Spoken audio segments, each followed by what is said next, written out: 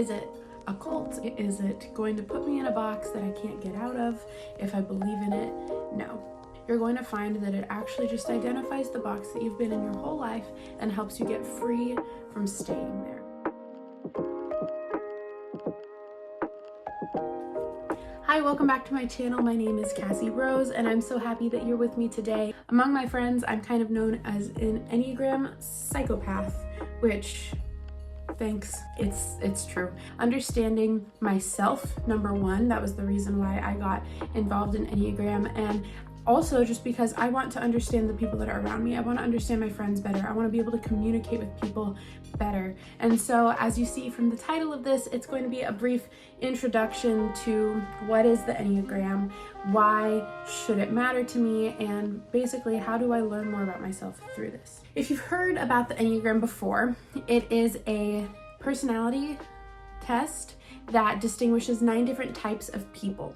And if you've never taken the Enneagram test before, pause this video right now, go to the description below, and I'm going to link 2 tests. One of them is shorter, one of them is a lot longer, but take this test, take one of them, and then watch this video after that, because it's going to be a lot more helpful to you if you know what type you are. I'm gonna give you another second, go take the test, and come back to this video. So the Enneagram is a personality-based test that associates these 9 different types with the people who take the test. Enneagram is not a description of what you do. It's actually a description of why you do it. And it's very hard to identify someone's Enneagram by what they do in their daily lives. When you get to know someone though, usually you'll learn that the reason behind what they do, there's a deeper motivation for. It sounds to a lot of people like it could put them in a box, put them in a category, and they don't want to be labeled, they don't want to be defined. However, what it's really doing, and what you'll understand when you take the test, is it's really just identifying the box that you've been in for your whole life. It's identifying your motivations behind why you strive for success or love or relationship or whatever it is that you're striving for. It's identifying your why, your core reason behind everything that you do. And there's a lot of components of the Enneagram that I want to go into, but for today's video, because it really is just an introduction, we're going to look at 3 main components of the Enneagram. We're going to look at your type, we're going to look at your wing, and third one is not so much, it's a little more in depth than a basic Enneagram, but we're going to look at triads.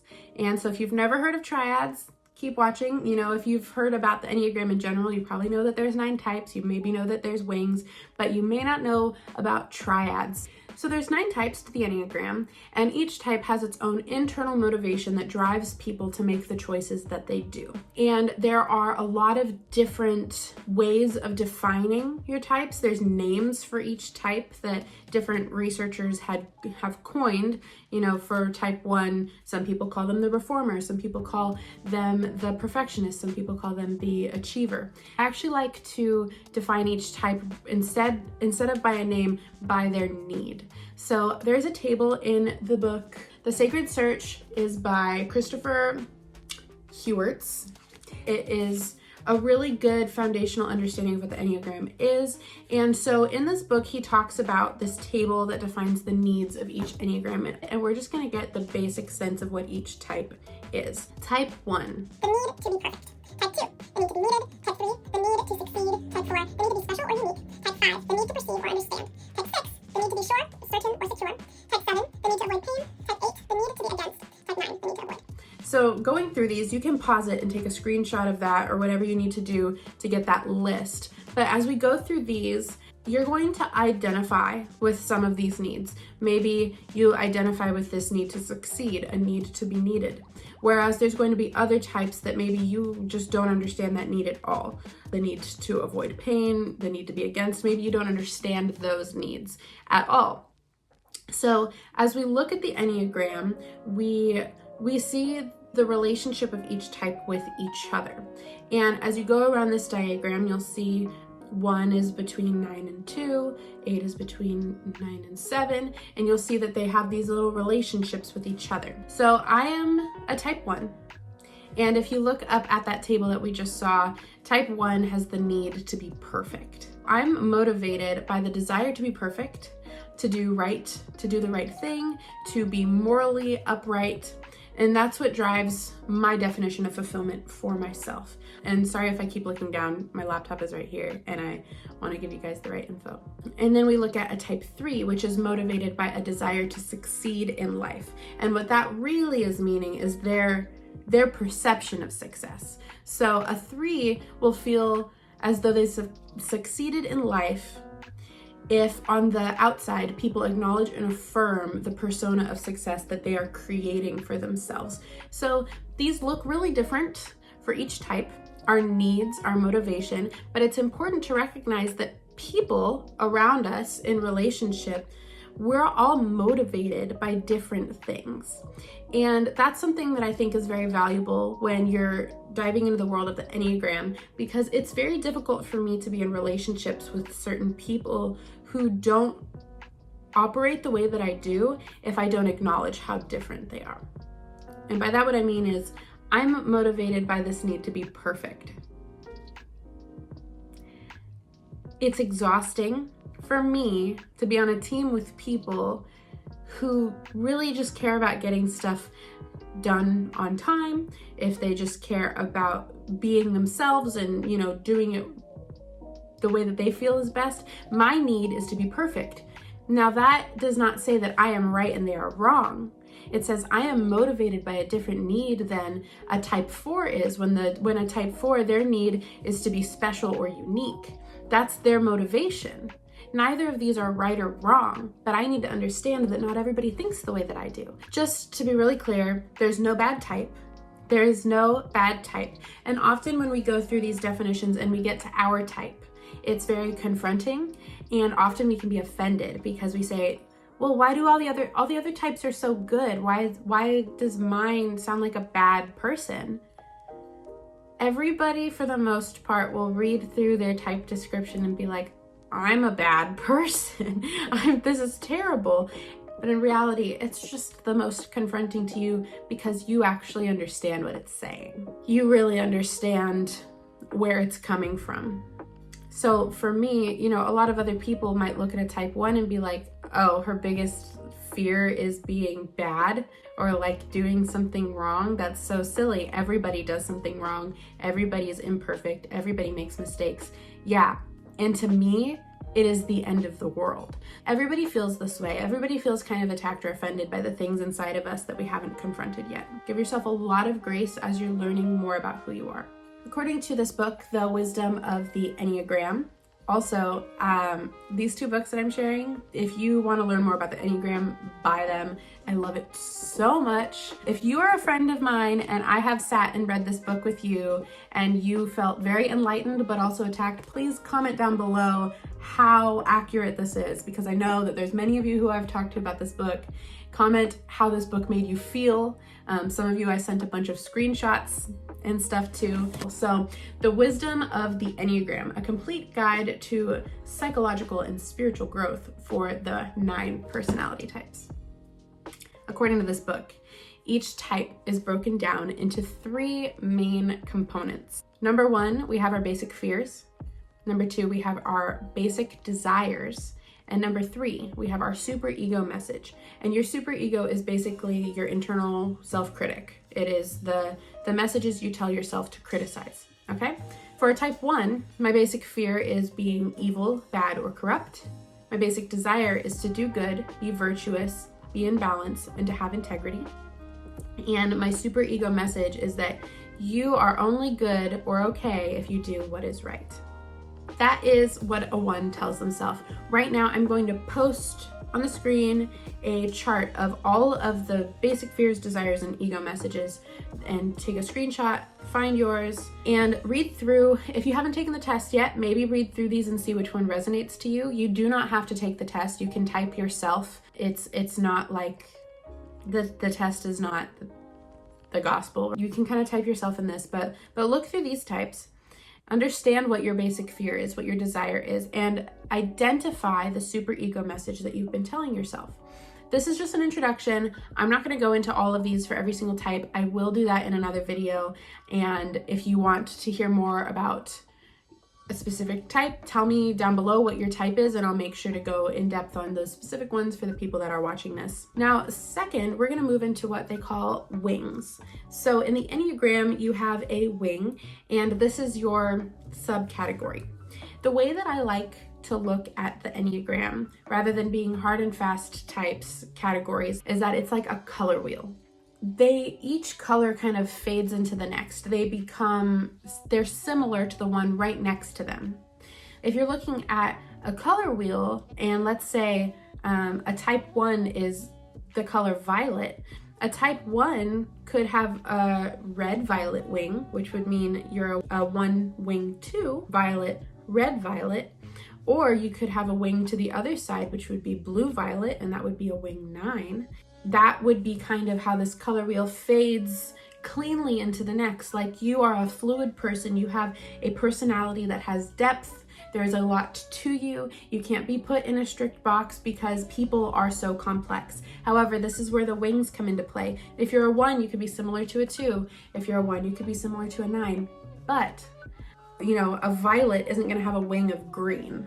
Okay, because those are opposites. A 1 isn't going to have a wing of 5 because they're so extremely different. Your motivation would be conflicting. Your desires would be conflicting. I hope that makes sense. I do have a friend who is a type 6 who is evenly a wing 7 and a wing 5. So she has this broad color. She is this big section of the color wheel, whereas I'm a 1 wing 2. I don't identify with the 9 at all in any way. I very strictly identify with the wing of the 2. So this is also where it comes into identifying yourself, knowing yourself.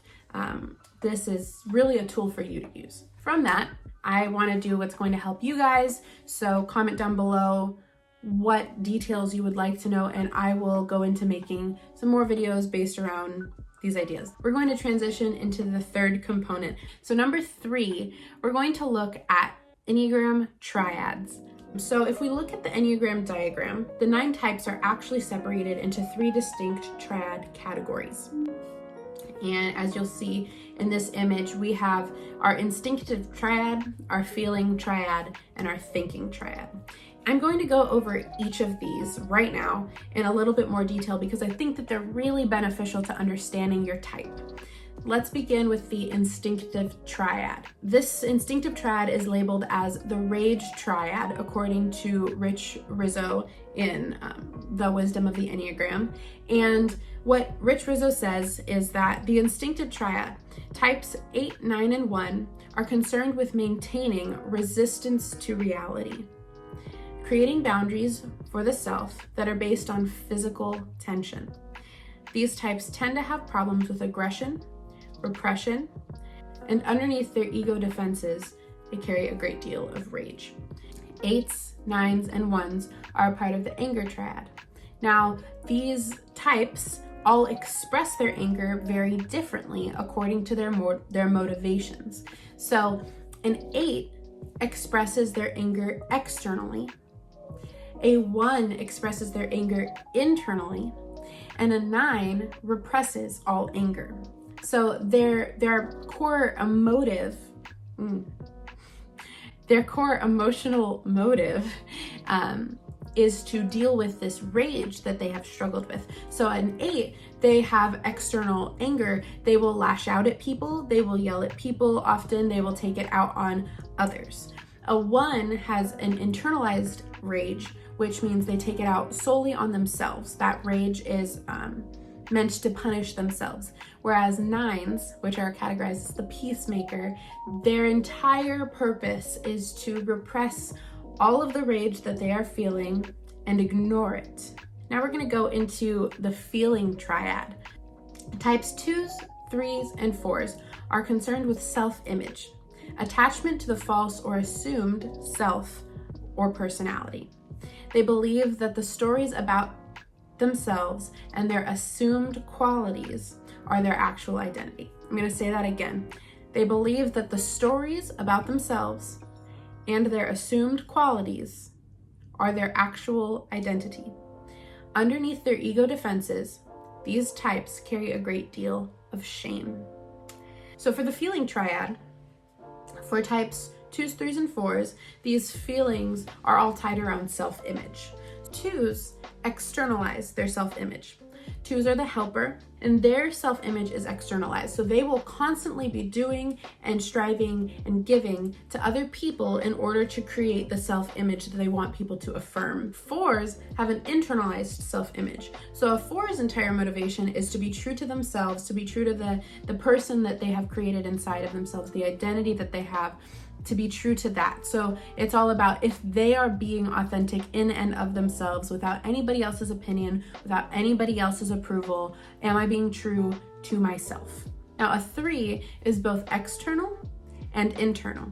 Not only do they want to feel as though they're successful, but they also want others to view them as successful. So this is where the shame comes in for the feeling triad. If you feel as though you're not successful at maintaining your self-image, then you can become shameful. A 2 will often feel shameful if they feel as though they've not done enough for others. A 3 will feel shame if other people don't view them as successful, or even if they just view themselves as unsuccessful, they feel the shame. We're gonna go into the thinking triad. 5s, 6s, and 7s are concerned with anxiety. They experience a lack of support and guidance. They engage in behaviors that they believe will enhance their safety and security, and underneath their ego defenses, these types carry a great deal of fear. 5s, 6s, and 7s strive for safety and security, and this is where the thinking portion comes in. They're constantly thinking, how are my actions supporting my safety and security? So there's this constant anxiety on some level for these 3 types of, am I doing enough? Am I not doing enough to protect myself? And this is where the fear component comes in, because anxiety causes fear in all of us. So for a type 5, what this looks like is a inward fear reaction. Often 5s will want to stay home in their personal time. They won't want to go out their home bodies. They want to stay and feel this security. And the reason that they often lead to these decisions of staying home is because there is a fear of the outside world. 5s often respond with flight, leaving the situation, becoming isolated. Whereas a type 7 has the need to avoid pain. Often it is a desire to avoid processing of emotions and things like that. And so a type 7 has a flee mentality where they flee from themselves to the outside world, to relationship, to companionship, to distraction or adventure in order to avoid feeling the pain that they may have experienced in their life. Type 7s are often very whimsical, they're often very adventurous and spontaneous, and sometimes this is in response to avoiding the fear that they have when they're alone. The fear that they have when they get too alone with their thoughts. And if you're a 7, that probably really resonates with you, that fear of being alone with your thoughts, because your thought life can kind of get out of control when you're alone. Now, a 6, as the last component of the feelings triad, if a 5 escapes from fear by going in and a 7 escapes from fear by going out, 6s have this back and forth, everything is anxiety feeling. And so there's constantly gears shifting in the mind of a 6, working in order to try and know what people expect of them, know what they expect of themselves, and then do everything accordingly. These are the type of people who make pros and cons lists religiously. These are the type of people who have to weigh the options before choosing a place to go to lunch. And sorry if that's confronting to anybody, but just like as an example, 6s will flee inward into themselves to avoid external threats, but then they flee externally to get away from the thoughts that are in here. They want to escape the bad things in here and the things that are out here, which leads to a constant back and forth of where they get their comfort from. So those are the 3 triads for the Enneagram. We have our instinctive triad categorized by rage, we have our thinking triad categorized by shame, and then our feeling triad categorized by fear. And if any of those really resonated with you, I think I want to go into more detail on each of those triads to just give a better understanding of how to cope. I think that's the most important part of all this information. It's not to make you fearful of the truth. It's not to scare you that, oh my goodness, this is something that I'm going to struggle with for my entire life. It's supposed to be enlightening, because it gives us the tools that we need to grow beyond these points. I have, for my entire life, had a very hard time understanding how I feel and putting words to the emotions that I have inside. I've been a very emotional person most of my life, but actually verbalizing those emotions has been so difficult for me. And then I was reading a book about the Enneagram, and it talked about the instinctive triad and how a 1 experiences extreme rage toward themselves for not being perfect. That was mind-boggling and enlightening to me. Perfectly described exactly how I felt about myself for my whole life. Learning more about the Enneagram, learning more about myself and what motivates me has given me the tools that I need to deal with that rage. It opens up a whole new world of understanding of myself. I hope that this was encouraging to you. If it was confronting, I hope that at least it was also enlightening. Please comment down below any information that you'd like me to go over in future videos, because I have a lot of information and I'd love to share it with you. Join, like, and subscribe, and I'll see you guys on Monday with another singing video.